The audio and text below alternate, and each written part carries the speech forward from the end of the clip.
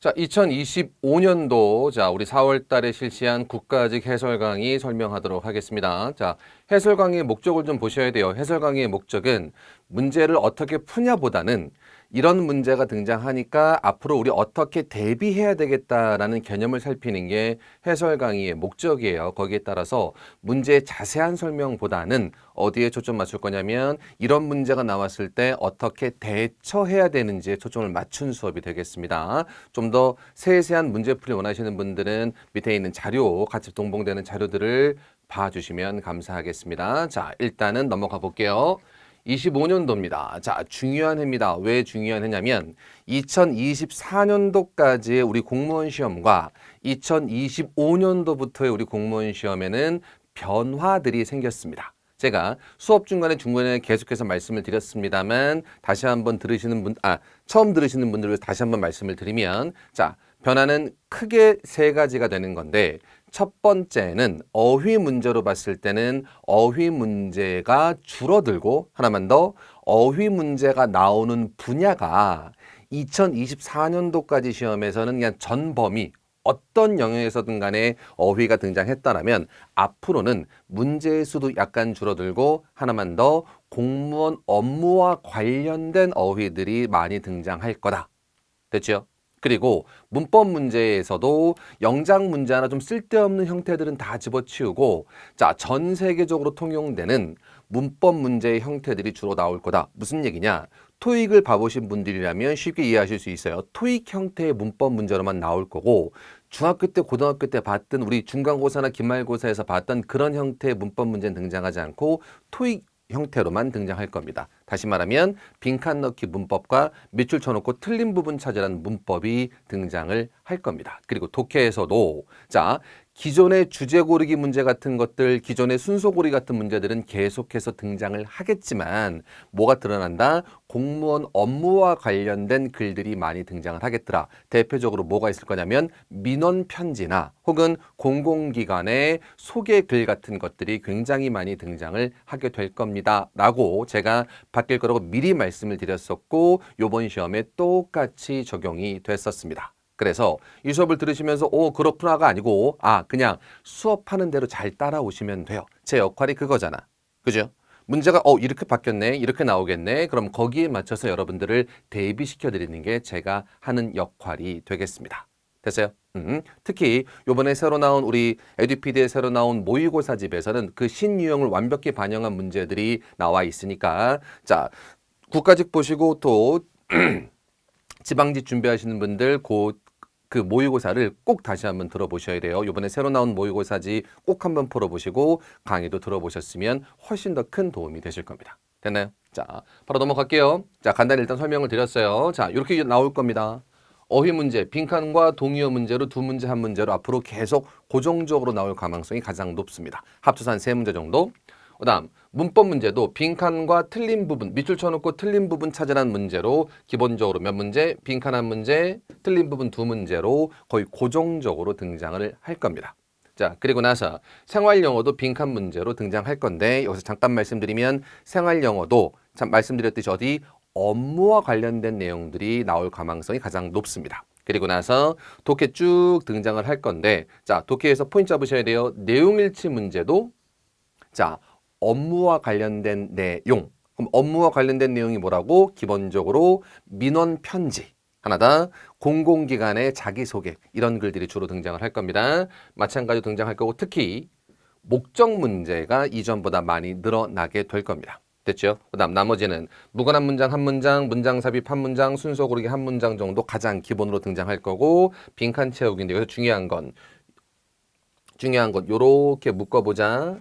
무관한 문장, 문장 삽입, 순서 고르기, 빈칸 채우기는 실용문으로 많이 등장하지 않을 거예요. 실용문으로 등장하지 않는다는 이야기는 우리 인문학적, 다시 말하면 학술적인 글들이 많이 등장을 할 겁니다. 여러분들이 수능에서 많이 봤던 것들.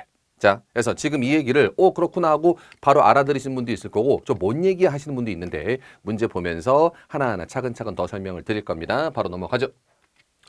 자, 1번 갑니다. 자, 일단 문제 유형 보셔야 돼요. 문제 유형은 무슨 유형? 일단 눈으로 딱 보면 그냥 빈칸 유형. 그냥 빈칸 유형이잖아. 빈칸 채우기 유형이잖아. 아죠? 모든 빈칸 채우기의 제1단계는 뭐다? 선택지 구분이 제일 중요해요. 그 무엇보다도 중요한 건 선택지 구분입니다. 자, 잘 봐.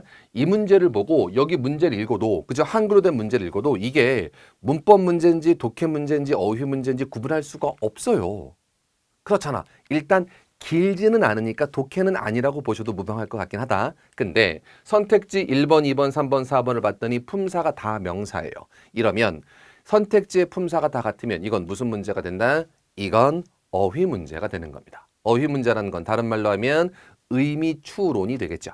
됐죠? 그러면 선택지 구분 핵심 currency 무슨 뜻입니까?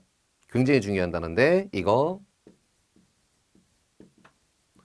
통화란 뜻이에요. 통화. 근데 통화라는 게 전화 통화 얘기하는 게 아니라 뭐 얘기하는 겁니까? 돈, 통용되는 화폐, 돈을 이야기하는 겁니다. 지금 통용되는 화폐, 돈을 이야기하는 겁니다. 2번, identification 굉장히 많이 봤었어요. 특히 모의고사 시간에 이럴 때 굉장히 많이 봤던 단어. 저 뭡니까? 신분 혹은 신분증이 되겠죠. 굳이 쓸 필요 없을 것 같아요. 줄여서 ID만 쓰는 경우도 굉장히 많죠. ID 혹은 ID 카드가 되면 신분증이 될 겁니다. 맞아. 3번 insurance입니다. 뭐 보험. 4번 luggage 뭐 짐. 그죠? 여행 갈 때 끌고 다니는 짐이 luggage가 되겠죠. 됐죠? 자, 그러면 뭐 문제 푸는 거 별로 어렵진 않겠는데 그래도 포인트만 좀 잡아보자. 그냥 문맥상 뭐를 집어넣으면 맞겠다도 괜찮겠지만 제가 이 문제에서 꼭 확인시켜 드리고 싶은 건 이해예요. For example 무슨 뜻? 예를 들면. 예를 들면이라는 표현이 나왔습니다. 저건 말 그대로 뭐 할 때 쓰는 표현이야? 예를 드는 표현이야. 그죠? 그러면 어디에 있는 예? 앞에 나온 것에 예를 드는 겁니다. 특히 잘 봐. 이거는 도식화 시키는 게 좋아요. 어떤 거든 간에 빈칸 뒤에 for example이 나왔다면 for example 뒤에 있는 걸 보고 가장 비슷한 걸 빈칸에 채워 넣으란 문제가 됩니다. 왜냐하면 for example이라는 것 자체가 앞에 있는 것에 구체적인 예시를 드는 거니까. 맞나요? 그러면 뒤에서 뭐라 그랬습니까? passport라 그랬어요. passport 뭡니까? 여권이죠. passport 여권입니다. 됐지? 그러면 여권이 됐습니다. 하나만 더 갈까요? accepted 받아들여진 다시 말하면 공인되어진 인증되어진 document 문서입니다. 아, 여권이라는 건 우리가 공인받은 문서잖아. 이 사람이 어느 국적 사람이고 이 사람의 신분은 어떻게 됩니다라고 해외에 가서도 내 아이덴티피케이션, 신분을 증명해 줄 수 있는 문서를 여권이라고 부르는 거죠. 맞죠? 오케이, 그럼 다시 가자. 1번 답 안 돼요. 왜? 그냥 어울리지 않으니까 이러지 말고 for example 다음에 passport, 여권에 대한 얘기야. 여권이면 다른 말로 하면 신분증이지 돈 얘기가 아닙니다. 그리고 집 얘기도 아니고 보험 얘기 당연히 아니에요. 답은 몇 번이 맞겠다? 2번이 맞겠다. 물론 이 정도 문제는 제가 설명 안 드려도 해석만 대충 내시면 얼마든지 풀 수 있는 문제가 되는데 나중에 조금 더 놓을 경우를 대비해서 다시 한번 뭐를 포인트로 잡아보자. for example을 포인트로 잡아보자. for example 뒤에 무슨 얘기 나왔어? 여권과 문서 얘기 나왔으면 for example 앞에도 비슷한 게 들어가야 되는데 이 네 개 중에 가장 비슷한 건 몇 번이 되겠더라? 2번이 되겠더라. 됐죠? 굳이 난이도로 따지면 난이도 하에 해당합니다. 됐죠? 무조건 맞추셔야 되는 문제. 넘겨갈게요. 2번도 마찬가지입니다. 무슨 문제? 그냥 빈칸. 근데 선택지 보니까 다 ing 형태로 똑같잖아. 그럼 문법적으로 고민할 필요가 없죠. 네 개 다 ing 형태니까. 됐지? 그럼 여전히 무슨 문제? 어휘 문제가 되겠습니다. 됐죠? 그럼 바로 한번 가볼게요. 자, 우리가 폴루팅 오염시키고 있습니다. 바다를 오염시키고 있습니다. 그리고 킬링 죽이고 있습니다. 뭐를? fish 물고기를. 자, and 뒤에 thereby 품사만 잠깐 볼까요? thereby 품사 부사. 다른 말로 하면 뜻은 그래서라고 그냥 보시면 돼요. 머릿속에 therefore랑 똑같다고 보시면 됩니다. therefore 따라서 그래서 thereby도 따라서 그래서 품사로 따지면 부사야. 그러면 굳이 문법 문제는 아니지만 and 앞에 killing ing가 있고 and 뒤에 thereby 부사는 그냥 낀 거고 여기도 무슨 형태? ing 형태가 들어가는 건 맞겠고 하나만 더 초점을 여기에 맞췄으면 좋겠습니다. thereby 무슨 뜻? 따라서 그래서 따라서 그래서 앞 뒤 내용은 어때야 됩니까? 같아야 되고 비슷해야만 되는 겁니다. 됐어요? 자, 그러면 다시 앞으로 돌아가 볼게요. 앞으로 어디? 1번 문제. for example 앞뒤 혹은 뒤 앞은 비슷한 내용이어야 하는 거야. 2번 갑니다. thereby 앞뒤 내용도 비슷한 내용이어야 하고 물론 하나만 더 and 앞뒤 내용도 문법을 떠나서 내용만 따지면 비슷한 내용이 와야만 하는 겁니다. 됐죠? therby가 없어도 마찬가지가 되겠습니다는 머릿속에 한번 넣어두시고 그러면 앞에서 뭐라 그래서 물고기를 죽인다 그랬어. 됐지? 그러면 1번에 deprive인데 외우실 때는 deprive A of B라고 정확히 외워주셔야 돼요. 그래야 뭘 할 수 있다? 제대로 된 의미를 찾아낼 수 있어요. 우리 deprive 외울 때는 그냥 빼앗다라고 외우시는 건 맞는데 좀 더 정확히 A를 빼앗다가 아니라 A에게서 B를 빼앗다가 됩니다. A에게서 B를 빼앗다 정확히 보셔야 됩니다. 언뜻 간혹 deprive 빼앗다 외웠어. 그러면 우리 스스로를 빼앗다 이런 사람이 있어. 아니야. 우리 스스로에게서 우리 자신에게서 뭘 빼앗는다? 매우 귀중한 음식 공급을 제거하는 거야. 맞나요? 맞나요? 우리를 빼앗는 게 아니라 우리에게서 음식 공급원, 다시 말하면 음식의 원천을 빼앗아 버리는 겁니다. 맞죠? 그래서 1번 deprive A of B, A에게서 B를 빼앗다. 그러면 thereby 앞에서 뭐라 그랬어? 물고기를 죽여. 그럼 thereby 뒤에서 비슷한 얘기, 음식 공급원을 없애고 있는 겁니다. 맞죠? 비슷한 얘기 되겠죠? 1번 정답입니다. 2번은 뭐? 알려주다. 3번은 뭐? 비난하다. 맞아요? 여기도 마찬가지. accuse A of B. A를 B로 비난하다. 한 번만 더. A를 B로 혹은 B 때문에 비난하다 혹은 기소하다가 되는 게 accuse A of B가 됩니다. 잘 외워주셔야 되고. 자, C인데 오호. 스펠링상 E가 사라졌지만 cure죠. cure 뭐하다? 치료하다. 됐어요? 자, 뭐 여러 가지 있겠습니다만 자, 정리를 이렇게 포인트를 맞춰보자. 앞에서 오염시킨대. 죽여버린대. 좋은 얘기, 안 좋은 얘기? 안 좋은 얘기입니다. 그잖아. 오염시키고 죽이는 거니까 안 좋은 얘기잖아. 그럼 여기도 뭐가 들어가야 돼? 안 좋은 얘기. 저 빈칸에 어떤 단어가 들어가서 부정적 내용을 만들어버려야 됩니다. 근데 2번은 뭐? 알려주는 거야. 긍정적이거나 아니면 최소한 중립적인 내용입니다. accuse, 비난하다, 안 좋은 내용일 수는 있어요. curing, 치료하니까 이건 긍정적 내용이야. 2번과 4번은 부정적인 내용이 아니기 때문에 정답은 될 수 없고 1번하고 3번 중에 고르는 건데 바로 앞에서 물고기를 죽인다라 그랬으니까 비난하는 게 아니라 뭐 하는 겁니까? 우리 스스로의 먹을 것을 없애버리고 있는 거니까 정답 몇 번이 맞겠다? 1번이 맞겠더라. 됐죠? 마찬가지야. 얘도 어렵지 않아. 물론 1번, 2번, 3번, 4번의 단어를 안다는 전제지만 1, 2, 3, 4번의 단어도 별로 어렵지 않아요. 이 정도도 하에 속하는 어휘 문제가 되겠습니다. 무조건 맞추셔야 됩니다. 되죠? 그럼에도 불구하고 두 가지. deprive 뒤에 어떻게 이어지는지 다시 한번 챙겨주시고 하나, 해석을 제대로 하시려면 두 번째, 그냥 가는 게 아니라 모르는 단어가 나오거나 좀 더 어려운 단어가 나왔을 때를 대비해서 아, 빈칸에는 앞이 다 부정적인 내용이라 빈칸에도 무슨 얘기가 들어가야 되겠더라? 부정적인 이야기가 들어가야 되겠더라를 한 번만 더 생각해 보고 넘어가시면 다른 문제, 비슷한 문제가 나왔을 때 조금 더 어렵게 꼬았더라도 맞출 수 있는 길들이 조금 더 넓어질 겁니다. 됐어요? 오케이. 자, 3번 갑니다. 무슨 문제? 여전히 빈칸. 근데 1, 2, 3, 4번 선택지에 나온 게 다 다르죠, 형태들이. 동사긴 다 동사인데 동사의 형태가 다 다릅니다. 이건 어휘 문제라기보단 무슨 문제? 문법 문제에 가깝죠. 그럼 이렇게 판단하자. 문법이고 빈칸인데 1, 2, 3, 4번 보니까 다른 거 없고 다 품사로 따지면 뭡니까? 동사야. 동사일 때 확인해야 되는 거 4개 뭐 있었습니까? 위치가 제대로 됐는가. 근데 다 동사니까 동사의 위치는 볼 필요가 없을 것 같아요. 그 다음 수일치 보셔야 돼요. 맞잖아.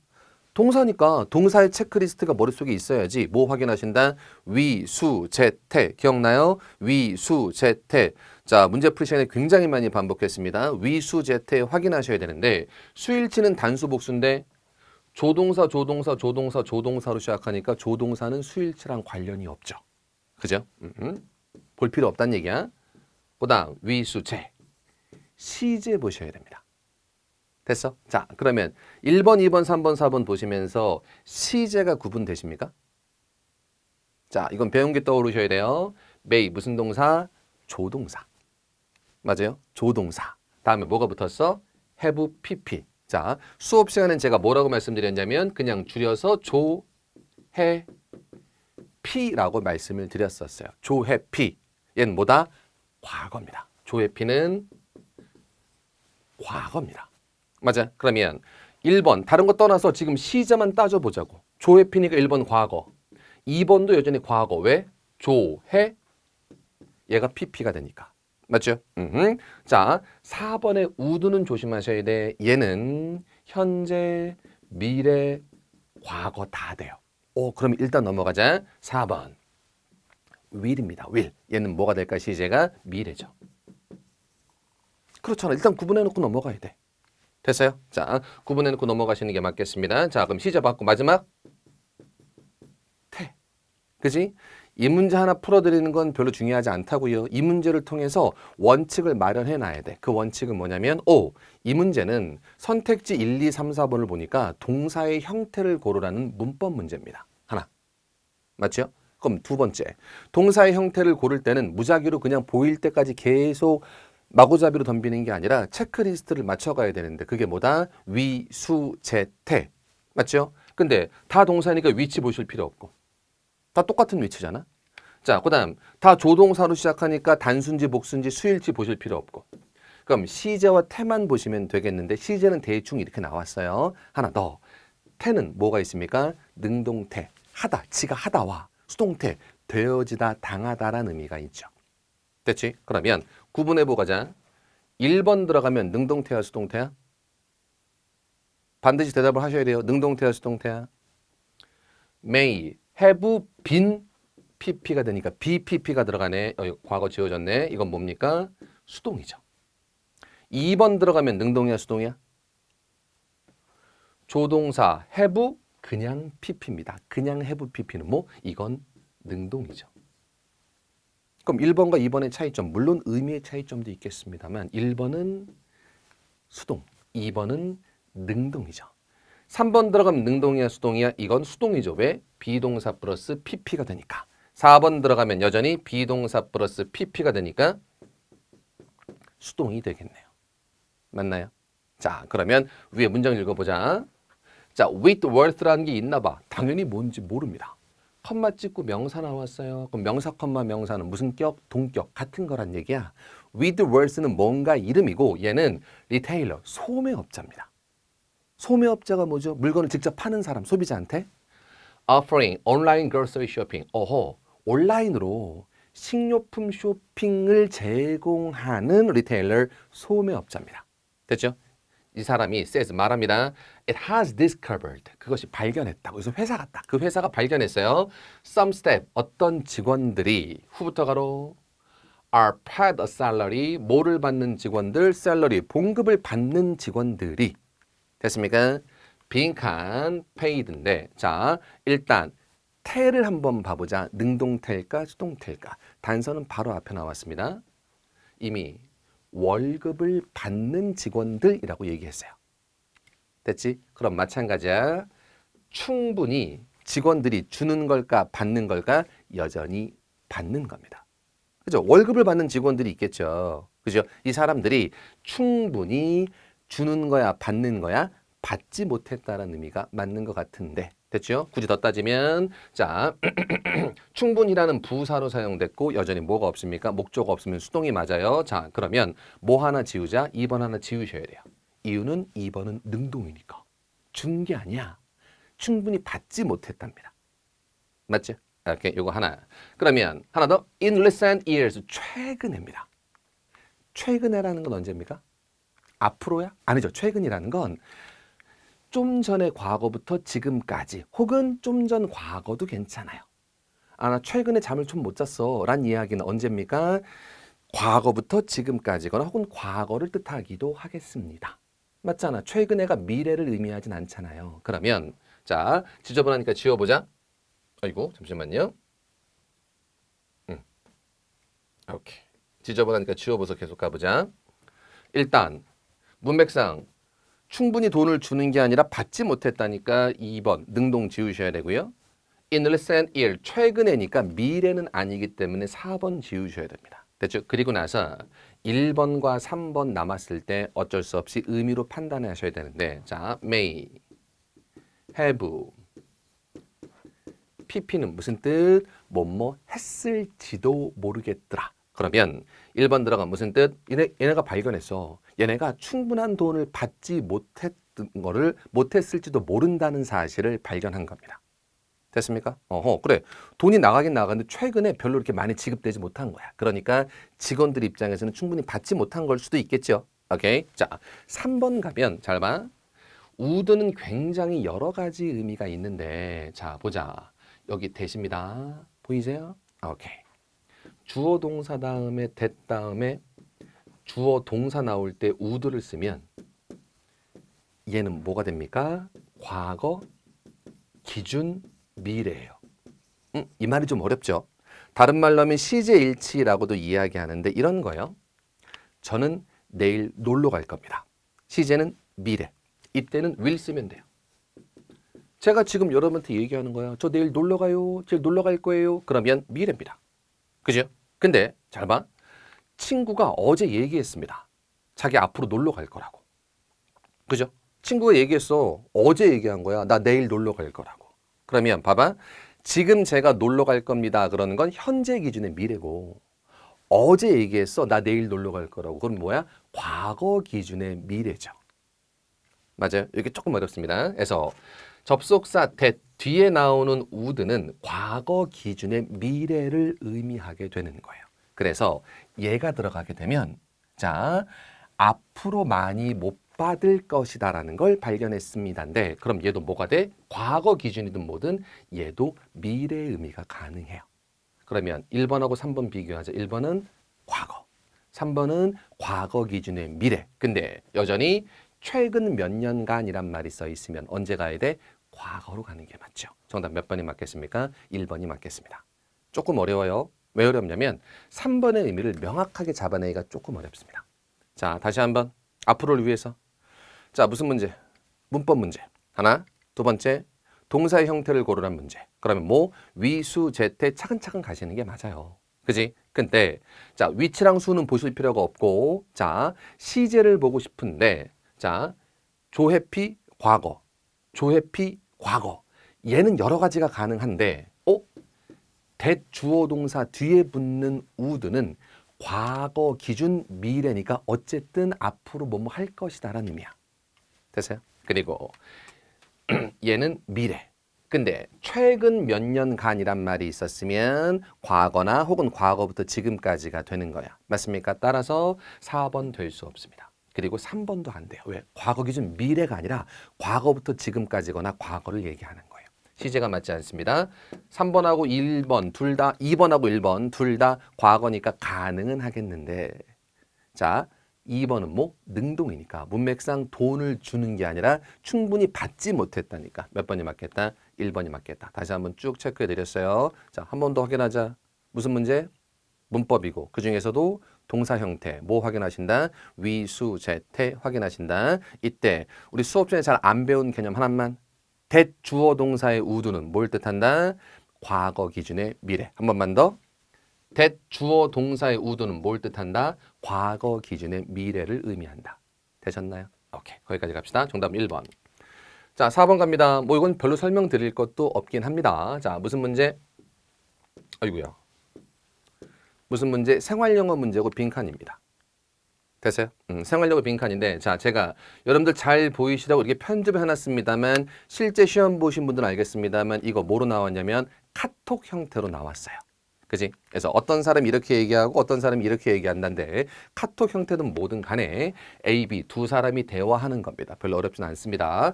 쭉 보시면 아시겠습니다만 미팅, 회의를 하는 거야. 어디서?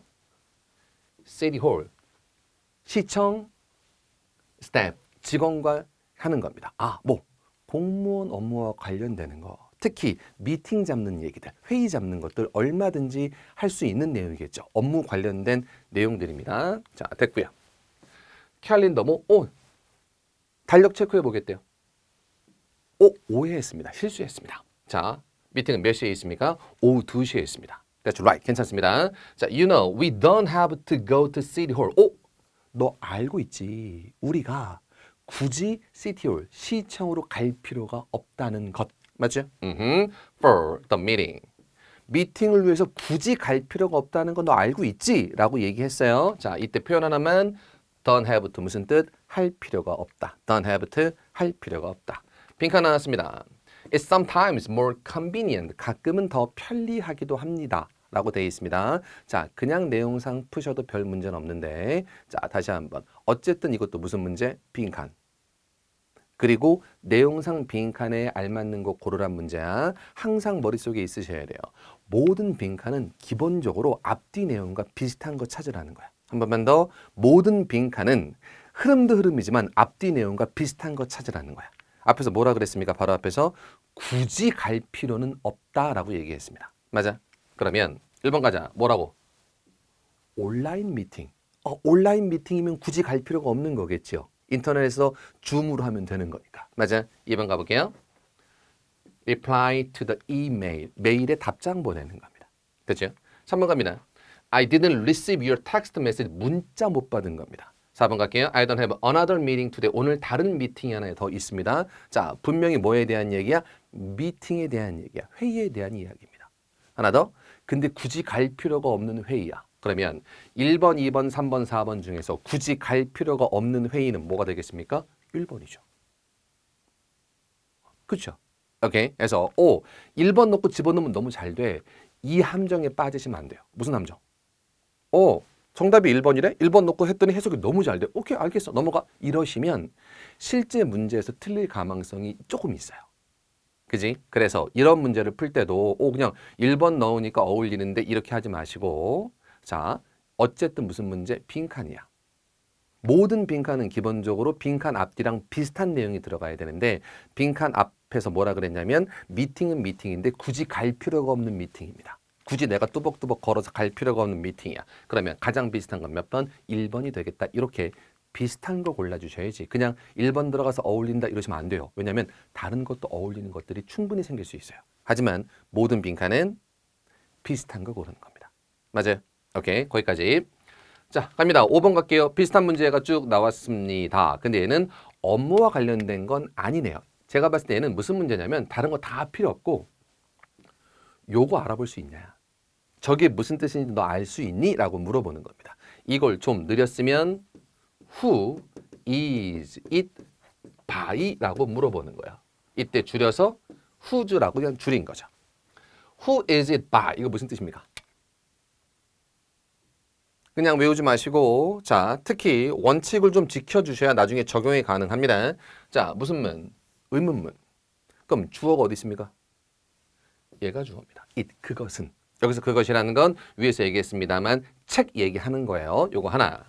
두 번째, 앞에 있는 의문사 얘네들은 원래 어디 있던 거다?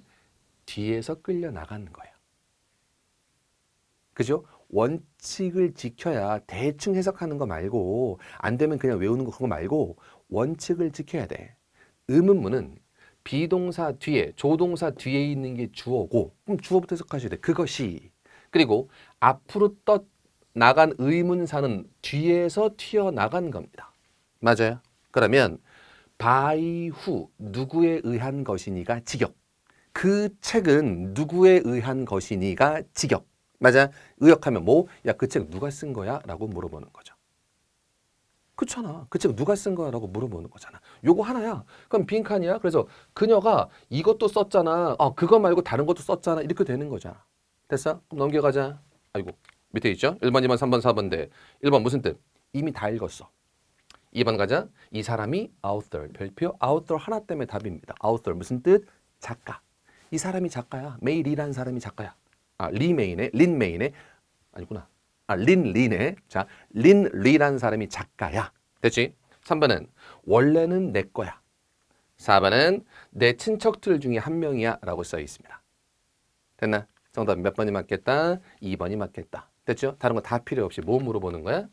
이거 무슨 뜻인지 너 알겠어? 라고 물어보는 겁니다. 책에 관한 대화를 나누고 있고 그 책 재밌는데 이런 내용이야 라고 책을 소개해주고 추천해주는 내용이야. 읽어보시면 별로 어렵지 않게 보실 수 있을 거예요. 그럼에도 불구하고 who's it by를 만약 모른다면, 그죠? 저걸 해석을 제대로 못한다면 좀 어려워질 수도 있긴 하겠죠. 됐습니까? 자, 그래서 who's it by를 좀 느려 써서 원래 어떻게 생긴 문장인지 다시 한번 생각해 보시는 게 다르게 나왔을 때도 조금 더 적응하기 쉬우실 겁니다. 됐죠? 자, 앞으로 갑니다. 4번 무슨 문제? 생활영어 대화체 문제. 그죠? 공무원 업무에서 일어날 수 있는 미팅 잡는 것에 대한 이야기. 5번도 무슨 문제? 생활영어인데 얘는 그냥 일상적인 대화, 책 소개하는 글에 대한 이야기인데 누누이 말씀드리지만 너무 쉽다고 그냥 툭 쳐놓지 말고 얘도 엄연히 무슨 문제? 빈칸 추론 문제죠. 그렇잖아. 빈칸을 생각해내란 문제잖아. 그지? 모든 빈칸은 뭐? 앞뒤 내용과 비슷해야 된다. 아까 4번은 뭐였습니까? 모임인데 굳이 갈 필요가 없는 모임. 그러면 온라인 미팅이고. 5번은 뭡니까? 요거 하나. 앞에서 바로 뭐라 그랬어? 야, 누가 쓴 거야? 그 책은 누구에 의한 것이니? 누가 썼니? 라고 물어봤으니까 작가 물어보는 거면 작가가 들어간 2번이 되겠죠. 그러면 이거 자체가 뭐다? 이거 작가 얘기다 라는 판단을 하셔야만 하는 겁니다. 됐죠? 원칙 놓치지 말고 대충 내용의 흐름상 이거 맞다. 그리고 특히 넣었을 때 어울린다. 그러면 안 돼. 그지? 같은 얘기 골라주셔야 돼요. 실수할 가능성이 커집니다. 여기 할게요. 자, 6번입니다. 드디어 뭐가 나왔습니까? 독해가 좀 긴 독해가 나왔습니다. 그죠? 요렇게 네모칸이 하나 있었고 쭉 있었고 쭉 있습니다. 자, 요번 2025년도 국가직의 특징, 지문이 좀 길었습니다. 아, 다른 시험에 비해서 지문이 좀 길었어요. 이유는 이런 것들 실제로 우리가 많이 일상생활에서 볼 수 있는 특히 공무원 업무와 관련된 글들, 다시 말하면 실용문이라고 제가 보통 부르는데 이런 글들은 글 자체가 별로 어렵지가 않아요. 왜? 일상생활에서 실제로 볼 수 있는 글들이니까 어렵게 쓰는 게 아니야. 그지? 따라서 글의 내용이 별로 어렵지 않으니까 내용이 길어지는 겁니다. 그죠? 그 정도 확인하셔야 됩니다. 특히 이렇게 내용이 길수록 더더군다나 문제가 2개 달려 있을수록 그죠? 우리는 반드시 뭐 먼저 찾고 가셔야 된다. 문제 먼저 읽고 6번, 7번 문제 먼저 읽고 이 글을 읽으면서 내가 무엇을 찾아야 하는지를 명확하게 짚고 들어가셔야 됩니다. 맞아요? 자, 독해는 간단히 넘어갈 거예요. 어쨌든 A에 들어갈 제목 하나 골라야 되고 7번 일치하지 않는 것 골라주셔야 됩니다. 됐어요? 여기서 끝나면 안 돼. 그리고 나서 이것도 봐야 돼. 1번은 뭡니까? 한 번만 사용하는 물건의 개발. 2번 플라스틱에서 자유로운 도전. 그러면 플라스틱 프리니까 플라스틱 쓰는 거야, 안 쓰는 거야? 안 쓰는 거야. 그리고 챌린지는 많이 하시죠? 무슨 챌린지 하는 거. 그죠? 챌린지에 합류하세요. 됐나요? 그럼 1번 다시 가자. 1번은 한 번 쓰는 물건, 2번은 플라스틱 안 쓰는 거. 맞죠? 약간 다르죠? 3번 갑니다. dispose of, 버리다. 플라스틱 아이템을 어떻게 버리는가? 그럼 2번도 플라스틱인데 3번은 버리는 거. 2번은 아예 안 쓰는 거. 플라스틱 프리잖아. 다른 거야. 다시 얘는 뭐? 버리기. 얘는 뭐? 아예 안 쓰는 거. 맞지? 4번 갈게요. simple way. 이건 에너지에 대한 이야기입니다. 잘은 모르겠지만 저보고 답을 고르라면 시간 없어 찍으러 가면 2번하고 3번 중에 찍을 거예요. 여기까지 가셔야 됩니다. 뭐? 아직 지문 안 읽었어. 보면 안 읽었지만 선택지를 보니까 1번은 한 번 쓰는 물건 얘기고 2, 3번은 어쨌든 플라스틱 얘기고 4번은 에너지 얘기란 말이야. 소재가 다르잖아. 특히 플라스틱 얘기가 2번 들어갔으면 2번하고 3번 2개 중에 답이 될 확률이 확 올라가는 거예요. 됐지? 그리고 2번하고 3번 구분하면 2번은 플라스틱 프리. 플라스틱으로부터 자유로운 거니까 아예 플라스틱 안 쓰는 거고 3번은 dispose of. 처리하고 버리는 겁니다. 다른 거야 분명히.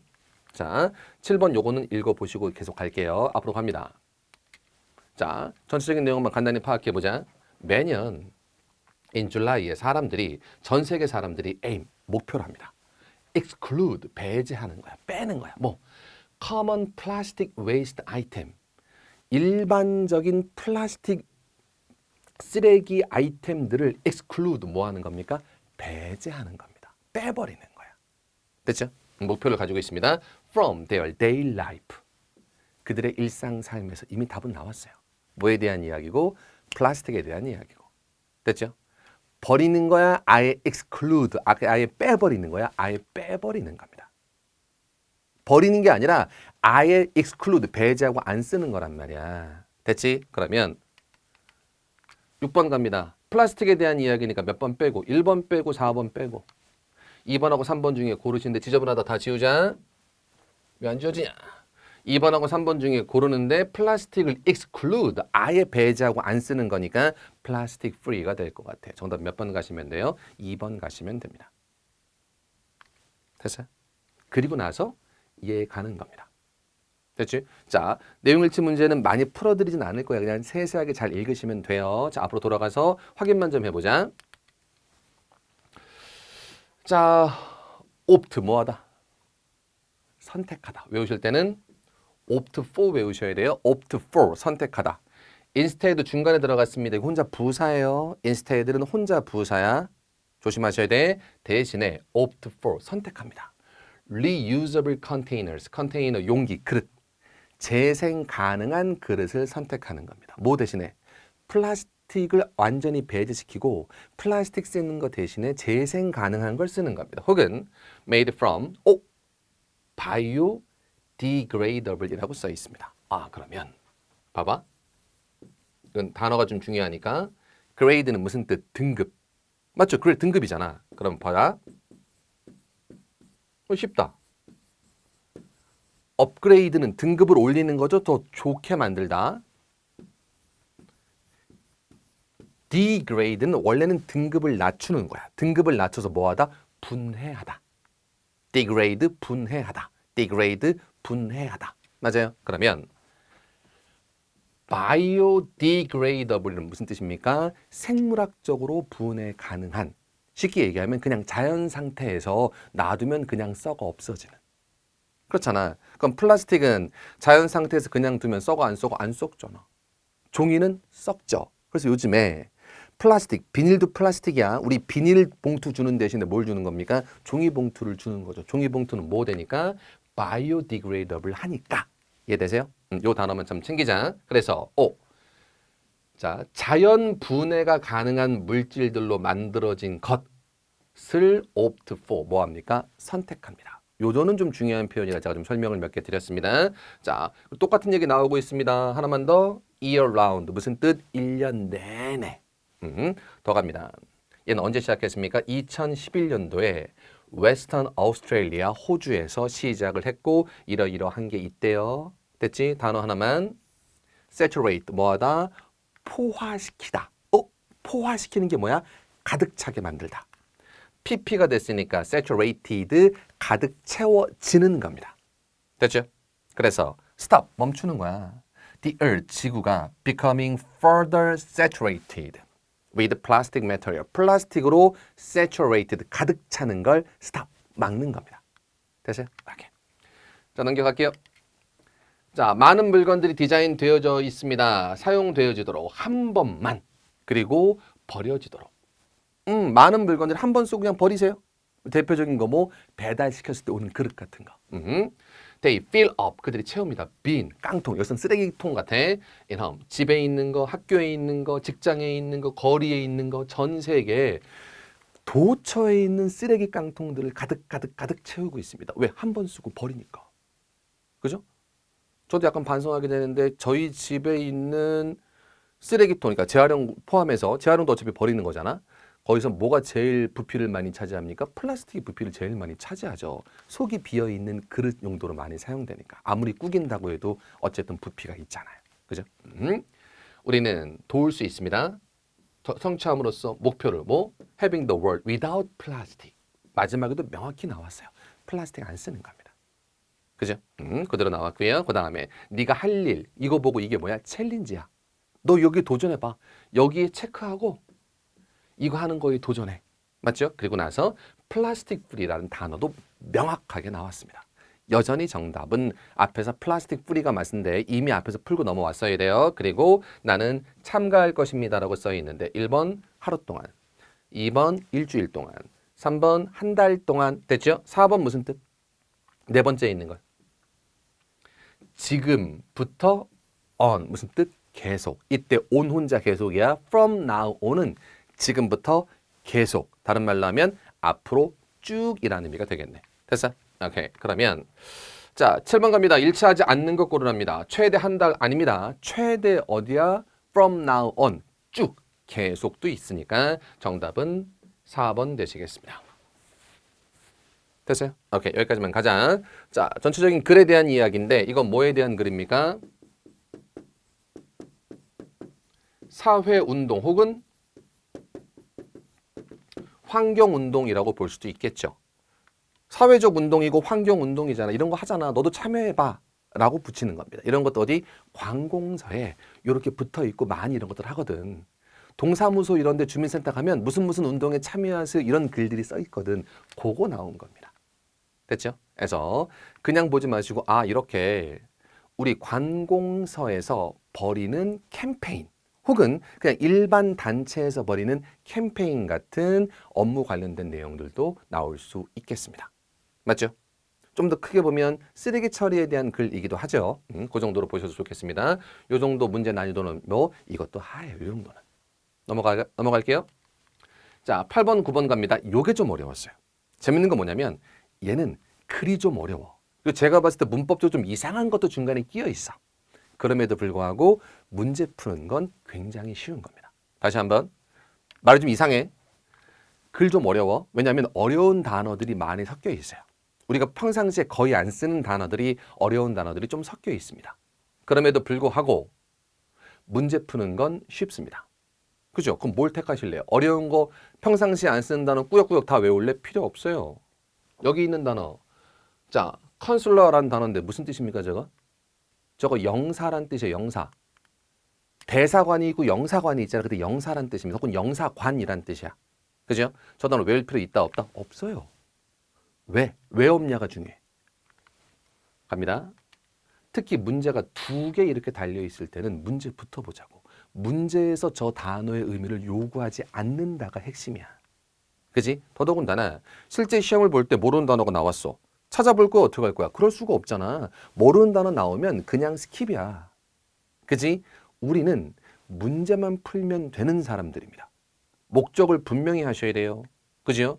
이 단어 어려워. 이런 단어까지 외워야 되면 이러지 말고 몰라도 되는 단어는 그냥 두세요. 그래도 문제만 풀 수 있으면 다 끝이야. 됐지? 그러면 8번 다시 가봐. 어세스의 의미와 가장 가까운 것은 쟤는 제가 수업할 때마다 나올 때마다 항상 강조하는 단어였습니다. 그죠? 제 수업 계속 들으셨던 분들이라면 분명히 기억나셔야 돼요. 나올 때마다 항상 강조하는 단어니까. 그때 어떻게 항상 설명드리냐면 얘가 있고 얘가 있다라고 꼭 구분해서 말씀을 드립니다. 위에 있는 access는 뭐? 접근 혹은 접근하다. 밑에 있는 assess는 뭐하다? 평가하다. 그죠? access는 접근하다, assess는 평가하다.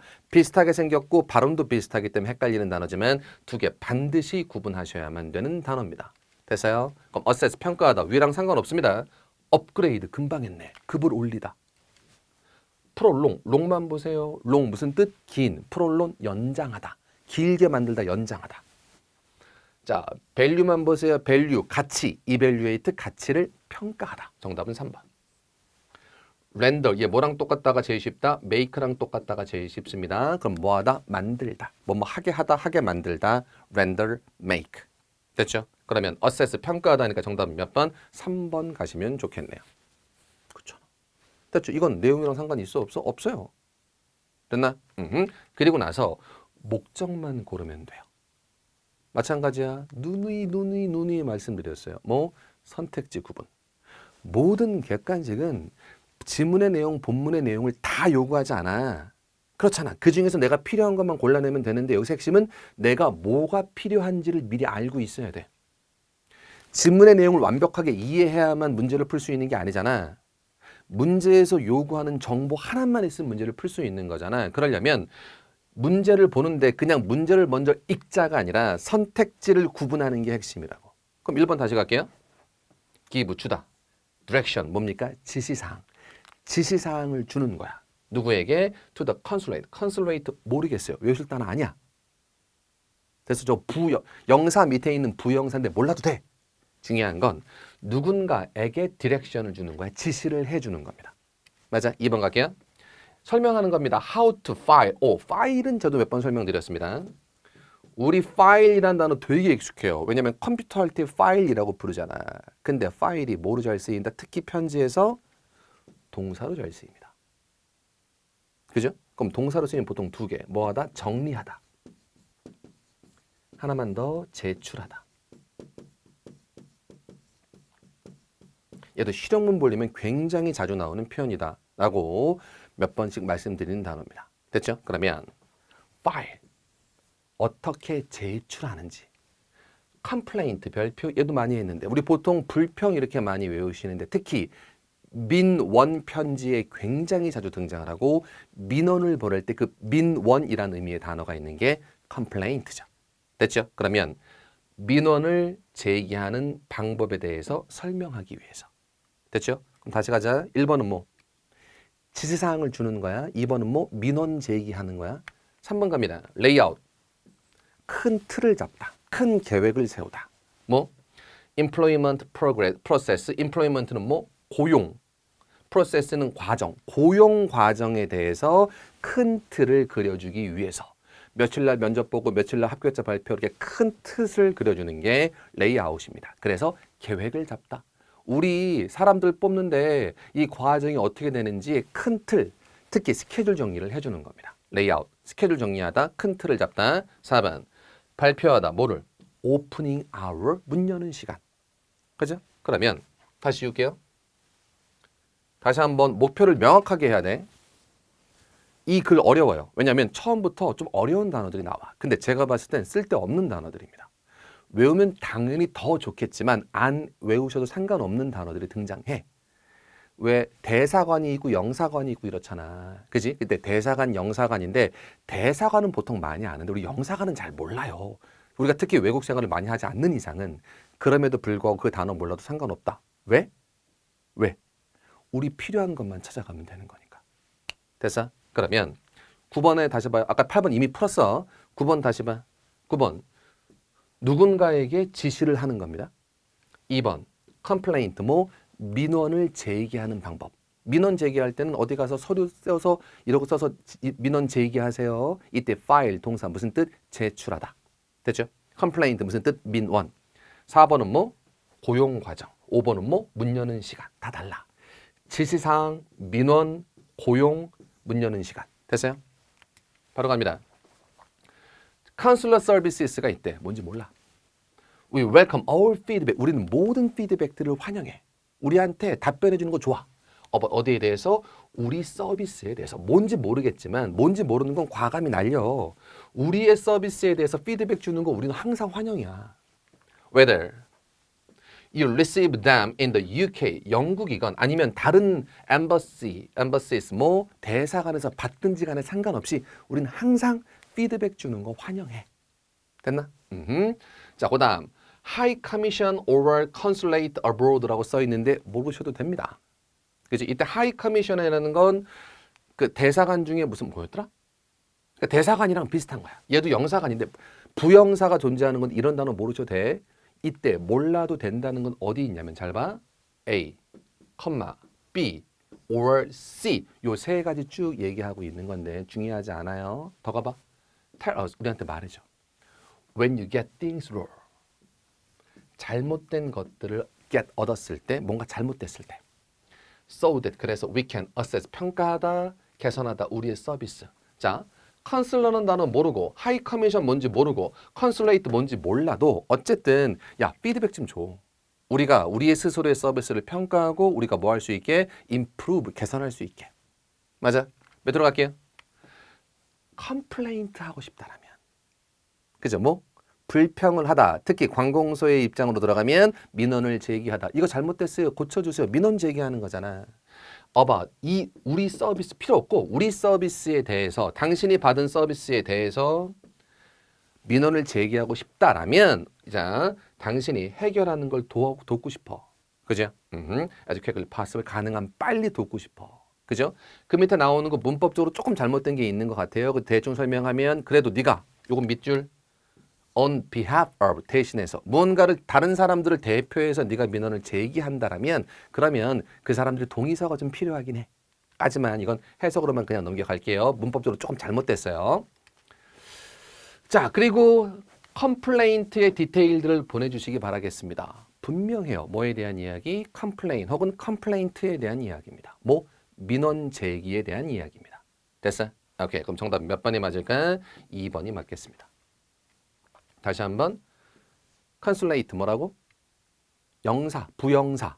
영사관 할 때 그 영사 말 좀 어려워. 그래서 저런 거 외우실 필요 없는 겁니다. 다른 건 모르겠지만 어쨌든 이 글은 컴플레인트에 대한 이야기니까 9번의 답은 몇 번밖에 안 돼? 2번밖에는 안 되겠습니다. 이렇게 가시면 되겠네요. 됐죠? 오케이. 그래서 다시 한번 8번 문제를 보면서 오 이제 공부를 하는 거야. 이 문제를 내가 틀렸어. 그러면 이게 무슨 뜻이고 이게 영사란 뜻이구나. 그러면 컨슐러 서비스는 영사관 서비스란 이야기가 되겠네. 그리고 엠바시스는 대사관이고 하이 커미션은 사전 찾아보니까 뭐 고등 사무관 뭐 이렇게 써 있을 거야. 필요 없어요. 컨슐레이트는 부영사구나. 필요 없다고. 앞으로 별로 나오지도 않을 거라고. 제가 이 문제에서 말씀드리고 싶은 건 모르는 단어 앞에 좀 깔려 있다. 그래서 어렵게 느껴지실 수도 있겠습니다만 우리가 문제 풀 때는 필요 없는 거야. 왜냐하면 모든 단어들을 다 알고 모든 내용을 다 알아야만 독해 문제를 풀 수 있는 게 아니니까 문제에서 요구하는 것만 알면 되는 거야. 맞죠? 그 개념을 분명히 하고 넘어가셔야 모르는 단어가 나왔을 때 과감히 뺄 수 있습니다. 그리고 실제 시험장에 독해를 할 때 모르는 단어 나왔어. 어떻게 할 거야? 뭐 어떻게 그냥 없는 상태에서 나머지에서 보실 수밖에 없겠죠. 맞아? 자, 뒤에까지 가자. 10번입니다. 주제 고르랍니다. 여전히 드리고 싶은 말 선택지인데 앞에 잠깐 돌아갈게요. 길어. 이번 시험의 특징이야. 글이 그렇게 어렵진 않았는데 답 고르기도 그렇게 어렵진 않은데 길다는 게 특징이었습니다. 그러면 길다는 것 자체도 문제를 어렵게 만드는 주범 중에 하나야. 특히 시간이 부족하고 지문이 길면 길수록 누누이 선택지 구분이 제일 중요해요. 기본적으로 1, 2, 3, 4번 선택지는 각각의 소재가 다를 거야. 1번 가보자. Economic advantage, 경제적 이익. Working in the agricultural sector, 농업지역에서 일하는 것의 경제적 이익. 2번 가보자. 중요성, 기술의 중요성. 현대 농업 실행에 있어서 기술의 중요성. 1번은 뭡니까? 돈이야. 왜? 경제적 이익이래잖아. 돈이야, 1번은. 2번은 뭡니까? 기술이야. 기술의 중요성. 기술이 중요하대. 그죠? 3번 가자. Young farmers, 젊은 농부들의 역할. 그리고 챌린지, 도전. They face, 그들이 마주한 도전인데 이거 독해할 때 많이 말씀드렸는데 챌린지란 단어를 분명히 도전이 맞지만 도전보다는 어려운 것이라고 해석하는 게 조금 더 명확해요. 그들이 마주한 어려운 일. 청년 농부들의 역할과 어려운 점. 됐어요? 4번. Young people's effort, 젊은 사람들의 노력. For urban development, urban 어디? 도시. urban 어디? 도시. 됐죠? 재밌는 거. 1번, 2번, 3번은 다 농업이야. 4번은 자 뭐 얘기하고 있어? urban, 도시 얘기하고 있습니다. 됐죠? 그리고 1번은 뭐? 돈. 2번은 뭐? 기술. 3번은 뭐? 젊은 농부의 역할. 자, 가죠. young people, 젊은 사람들. 몇 번 아니면 몇 번? 3번 아니면 4번. 물론 더 읽으셔야 돼요. 그럼에도 불구하고 선택지를 놓고 봤으면 머릿속에 탁탁탁 드는 생각이 있어야 돼요. 젊은 사람들이 빨리 배우는 학습자들입니다. 빨리 배워요. 그들은 에너지도 넘치고요. 능동적이고요. can do mentality, 할 수 있다는 멘탈, 마음가짐을 가지고 있습니다.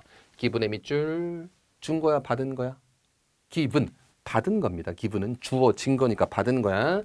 The support, 지원을 받은 상황에서. 그리고 올바른 기회를 부여받은 상황에서 그들은 take the lead, 앞서 나갈 수 있습니다. 리드를 잡다, 앞서 나가다. In their own development, 그들 스스로의 발전뿐만 아니라 그들 공동체의 발전에서 앞서 나갈 수 있습니다. 됐죠? 여전히 뭐에 대한 이야기? 젊은 사람들에 대한 이야기야. 아직은 농업인지 도시인지 몰라요. 좀만 더 가자. In many developing country, 많은 개발도상국에서 agriculture, 별표 농업이네. 됐죠? 자, 밑으로 쭉 갑니다. It is also quite risky. 위험이 좀 있습니다. Uncertain. 확실하진 않습니다. Because it relies heavily on, rely on, 의존하다. climate. 기후에 의존합니다. 날씨에 의존해. flooding. 뭐 있습니까? 홍수도 있고요. drought. 반대. 뭐 가뭄도 있습니다. storm. 폭풍 같은 것들이 데미지를 줄 수 있습니다. 디스트로이 할 수 있습니다. farmer. 별표. 여전히 농부에 대한 이야기입니다. 하나 더. 밑줄 친 단어들. risky, uncertain, flooding, drought, storm, damage. 다 무슨 뜻? 안 좋은 얘기. 정답 몇 번 가시겠습니까? 3번 가셔야지 뭐 어떡할 거예요. 됐습니까? 이 글은 분명히 뭐에 대한 이야기로 시작했다? 젊은 사람들에 대한 이야기로 시작했습니다. 일단 젊은 사람들이면 3번 아니면 4번. 근데 4번은 뭐? 도시 아닙니다. 여전히 3번. 그리고 1번하고 2번 다시 보세요. 1번하고 2번에 농업 이야기는 3번과 비슷하게 들어가 있잖아. farmer, 농부나 agriculture, 농업, farming, 농업. 그잖아. 비슷비슷하잖아. 근데 잘 봐야 돼. 1번 좋은 얘기 안 좋은 얘기. 좋은 얘기. 왜? 경제적 이익, 돈이 된대잖아. 2번 좋은 얘기 안 좋은 얘기? 좋거나 혹은 중립적인 이야기. 기술이 중요하다는 나쁜 얘기는 아니잖아. 근데 3번에는 좋은 얘기도 있지만 역할을 하는 건 좋은 얘기겠지. 근데 무슨 얘기도 있어? 힘든 점, 나쁜 얘기도 있잖아. 마지막에 뭐로 끝났어? 나쁜 얘기로 끝났잖아. 여전히 정답은 몇 번? 3번입니다.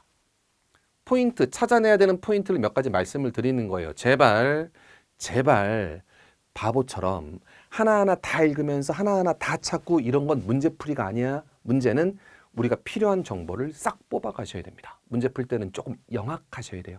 어쩔 수 없어. 시간도 중요하니까. 됐지? 오케이. 자, 그 다음 목적입니다. 11번까지 간단히 좀 볼게요. 11번입니다. 자, 보세요. 자, 뭐? 편지. 누구누구에게 어디로부터 날짜, 주제 이렇게 나와 있습니다. 특히 편지 읽을 때 자, 날짜는 그렇게 중요하진 않은데 뭐 누가 누구한테 보내는 건지는 확인하고 들어갔으면 좋겠어요. 우리 보통 이런 정보가 있어도 안 읽는 경우가 많거든. 근데 특히 누가 누구한테 보내는 글인지는 편지 읽을 때 확인하고 들어가시는 게 좋아요. 헤드 카운실로부터 시티 카운실에게 보내는 겁니다. 오, 카운실 뭡니까? 의회. 되세요? 카운실 뭡니까? 의회. 위원장이 밑에 있는 사람들한테 보내는 글인 것 같아요. 뭐 그런가 봐. 자, 쭉 있습니다. 넘겨갈게요. 왜 넘겨가냐면 뭘 확인하기 위해서? 선택지 확인하기 위해서. 글 길어요. 그럼에도 불구하고 문제는 되게 쉬워. 목적 고르는 건데 gratitude 뭐 감사. 감사를 표현하기 위해서. 좋은 거 안 좋은 거? 좋은 거. 2번. council. 오호. 그 의회를 뭐 하기 위해서? 초대하기 위해서. 좋은 거 안 좋은 거? 좋은 거. 3번. solicit 중요한 단어 뭐하다? 애원하다, 간청하다, 요구하다. 굉장히 많이 쓰는 단어입니다. 애원하다, 간청하다, 요구하다입니다. 그죠? 해서 봐봐. require를 쓸 수도 있고 요구하다. 특히 민원에서 많이 등장합니다. 이것 좀 해주세요라고 require, 요구하다.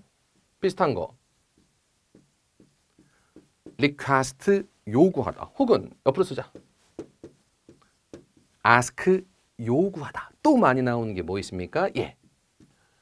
urge, 뭐하다? 촉구하다. 됐죠? 아니면 그냥 얘도 써요. want, 원하다. 그래서 어떻게 많이 쓰냐면 목적어 나오고 그 다음 투부정사 써서 목적어가 투부정사하기를 요구하다라는 글들이 특히 민원 보내는 편지 제일 마지막에 굉장히 많이 등장을 합니다. 여기서 또 하나 추가가 되는 게 뭡니까? 여기. solicit 뭐하다? 요구하다, 간청하다. 저건 좀 부드럽게 제발 좀 해주세요 정도의 의향스를 가지고 있긴 합니다만 저것도 그냥 요구하는 겁니다. 요구해요. 어디한테? 의회에게. 뭐? deal with, 좀 처리해달라고. deal with, 처리하다. 뭘 처리합니까? community problem, 문제를 좀 처리해달라고 요구하는 거네. 됐지? 다시 가자. 1번. 감사해요. 2번. 초대해요. 3번. 이것 좀 처리해 주세요. 3번이 답이 되려면 뭐가 나와야 돼? 문제가 일단 나와야 되겠죠. 문제가 있어야 문제를 해결해 달라고 처리하겠지. 됐지? 4번. Update council on recent repairs made in an area. 4번 좋은 거 안 좋은 거? 좋은 거. 이미 수리가 끝났어. 그 지역에서 만들어진 최근의 수리에 대한 업데이트를 하기 위해 술이 다 끝났습니다가 되는 겁니다. 좋은 얘기야. 됐어요? 그러면 앞으로 가자. 뭐 다 읽어도 상관은 없겠습니다. 그죠? 근데 자, several issue, 몇 개의 이슈에 대해서 알려드리기 위해서 글을 쓰는 겁니다. 됐죠? 어떤 이슈? 집중이 필요한 이슈. 뭐가 생겼습니까? 문제가 생겼습니다. 그리고 밑에 heavy rain, 폭우도 내렸고요. 포트홀이 뭡니까? 포트홀, 싱크홀. 그죠? 하나만 더. hazard, 위험도 생겼습니다. 그리고 문제가 계속되고 있습니다. 좋은 얘기, 안 좋은 얘기? 첫 번째 문단, 다 안 좋은 얘기. 이미 답은 나왔어. 하나는 더 보여드리고 싶어요. 여기도 뭔가 부서지고 뭔가 없어졌습니다. 그죠? 밑으로 갈게요. 자, 갑니다. I urge 뭐하다? 촉구하다. 난 촉구합니다. The council, 그 위원회가, 그 의회가 to address 별표. address 우리 보통 어떻게 외우고 있다? 주소라고 보통 외우고 있지만 동사로 사용될 때는 뭐하다? 처리하다. 이 이슈들을 처리해 주기를 촉구합니다. 라고 분명히 마지막에 요구하고 있죠. 그리고 앞에서는 다 안 좋은 얘기만 하고 있으니 정답은 몇 번으로 가시면 돼요? 3번으로 가시면 되겠습니다. 됐죠? 제 입장에서는 굉장히 익숙하고 굉장히 쉬운 문제입니다. 이유는 비슷한 문장들을 너무 많이 봤거든. 민원 편지에 대한 글들을 너무 많이 봤습니다. 왜 많이 봤냐면 문제가 바뀌었잖아. 문제 유형이 바뀌었잖아. 그지? 그래서 그 문제 유형에 대응하기 위해서 최근 몇 달가 계속 모의고사집을 만들었거든. 그지? 모의고사집을 만들면서 비슷한 문제들 너무 많이 봤어. 민원 편지가 한두 개만 읽으면 그 다음 다 비슷비슷하단 말이야. 그지? 그래서 여러분들 우리 새로 나온 모의고사집 꼭 다시 아직 안 보신 분들은 꼭 보셔야 돼요. 그죠? 뭔가 어려운 복잡하고 새로운 게 있는 게 아니라 비슷한 유형들에 익숙해지는 것 자체로 굉장히 중요합니다. 됐어? 그래서 보시면서 저도 보면서 느꼈지만 아 그래 나 모의고사집 문제 잘 냈네 라는 생각이 들었어. 왜? 지문도 길게 냈고 여기 나온 것들이랑 거의 똑같은 단어가 계속 반복됩니다. 됐지? 됐어? 오케이. 그래서 여기까지 말씀을 드렸습니다. 제가 말씀드리고 싶은 건 뭐라고? 실제 문제를 푸는 거랑 그지? 글의 내용을 완벽히 이해하는 거랑 분명히 다른 거야. 이 수업의 목표는 문제 푸는 데 있는 게 아니라 앞으로 비슷한 문제가 나왔을 때 어떻게 대처해야 되는지 실제 실전에서 문제를 어떻게 인식해야 되는지에 대한 이야기를 말씀드리고 있습니다. 됐죠? 자, 이번 시간 여기까지 하고 다음 시간 12번부터 마지막까지는 다음 시간에 마무리하도록 하겠습니다. 됐어요? 자, 강의를 들으시면서 모르는 문제니까 이렇게 풀어야 돼. 이런 뜻이구나가 아니야. 문제를 어떻게 접근해야 되겠는지를 실제 출제됐던 문제를 가지고 계속 생각해 주셔야 됩니다. 됐어? 오케이, 여기까지. 다음 시간 뒤에 것까지 꼭 들어주시기 바라겠습니다. 다음 시간에 마지막 마무리 하겠습니다.